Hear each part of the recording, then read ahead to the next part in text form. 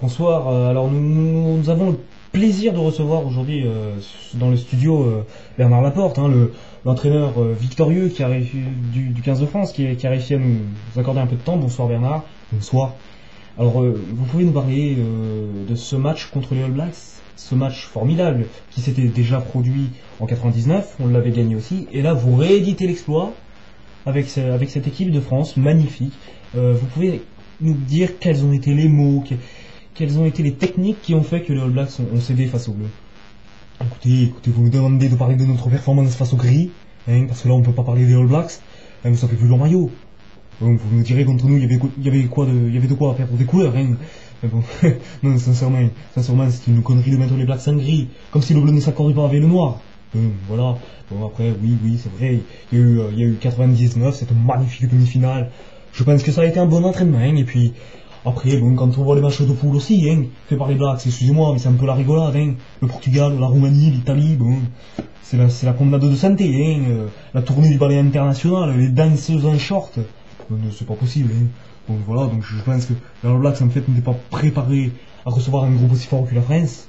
Puis bon, je pense que c'est aussi à cause des matchs de poule qu'on les donnait favoris. Hein, alors on s'étonne, je sais même pas pourquoi ils s'étonnent. On s'étonne qu'ils aient battu le Portugal. Et tout le monde crie au miracle parce qu'ils les ont battus 108-13. Mais arrêtez, déjà nous on fait 83-10 contre la Namibie. Sincèrement, si on avait été devant le Portugal, enfin, hein, on aurait fait 236-0. Bon voilà. Hein, après, oui. Après, bien sûr, oui, c'est vrai, on avait décidé de faire rentrer à la 40 ou 50e minute, là, on avait décidé qu'on lâcherait le monstre, la bête, là, le barbu, là. Oui, Chabal, oui, c'est ça. Chabal, donc on l'a lâché à la 50e minute, hein, on l'a détaché, c'est lui qui nous récupère le ballon à la fin, et qui nous permet de dégager un touche pour finir vainqueur. Bon, voilà, c'est tout, Chabal, on l'a fait rentrer, ça a été payé, hein, bon, voilà. Michalak aussi, oui, Michalak qui a été décisif, hein, sur le deuxième essai qu'on marque, et qui nous fait passer devant après la transformation de Boxy, hein, celui qui a le pied carré, là. Oh putain, alors lui, lui plus jamais je le fais rentrer sur le terrain. Eh, contre la Géorgie, il nous fait un 100%, mais là, il nous a tout foiré. Il nous fait foirer 9 points. 9 points, lui tout seul. Ah non, 6, parce qu'il y a Elissal qui nous a foiré 3, je crois, hein. Elissal, là. L'écureuil. Mais il a rien à foutre au pied, celui-là.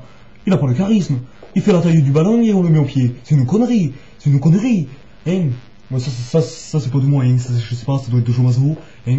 Il porte bien son nom aussi, celui-là, hein. C'est un peu kamikaze de mettre les salles de pied, hein. Voilà, après, voilà.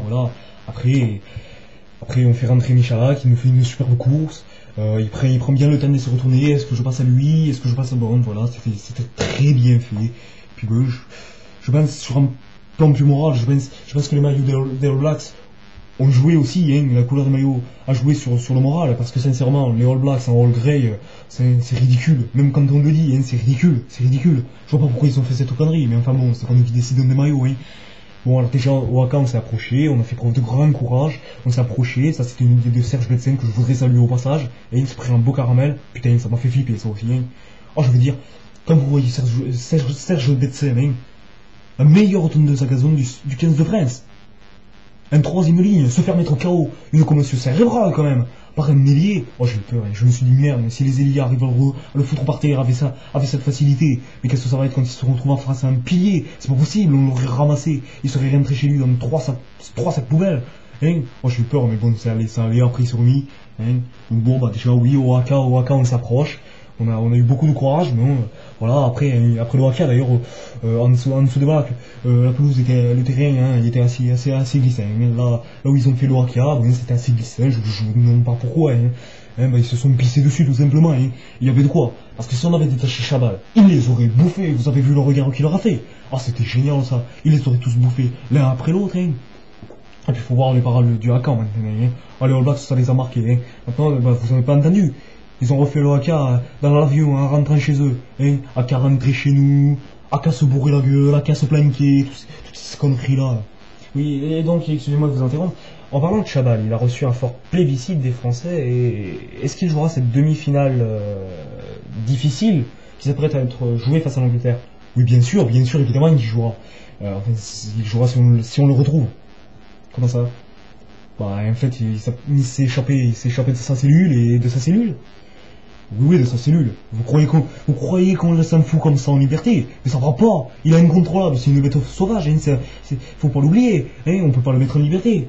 Ah non, on le met dans une cellule, hein.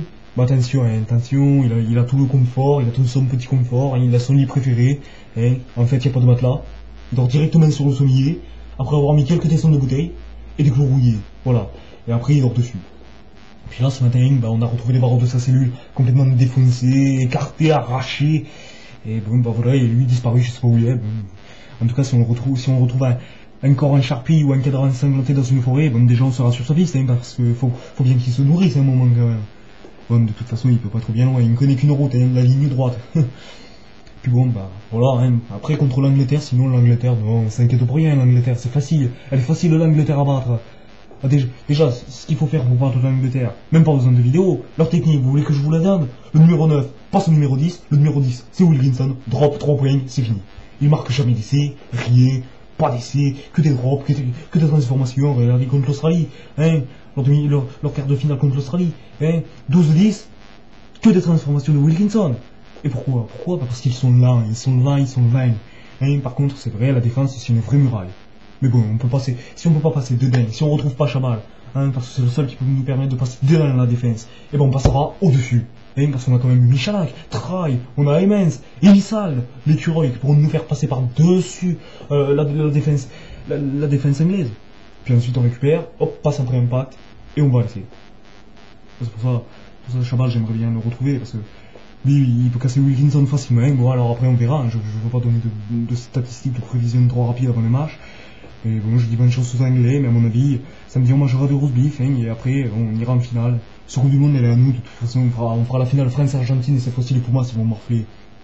Parce que bon, déjà, avec les Blacks, hein, contre les Blacks on a annoncé une marée noire, ils se sont noyés dans le grand bleu, hein. Et puis bon, la rose anglaise, à mon avis, elle sentira moins bon après le passage du petit coq français.